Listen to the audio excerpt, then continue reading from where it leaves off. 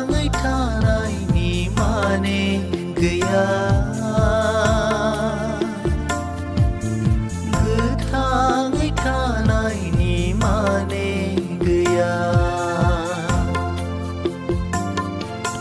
संसारनि मुङाखौ मोनजोबनानैबो जिउआ गोमादोंब्ला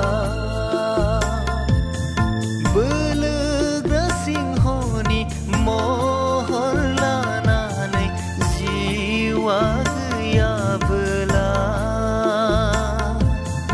दाउफोर बादि बोलो गैजायै जानानै गोथांखौ मोननाया बेसे मोजां गोथांखौ मोननाया बेसे मोजां जायखि महर लानान थाया मानो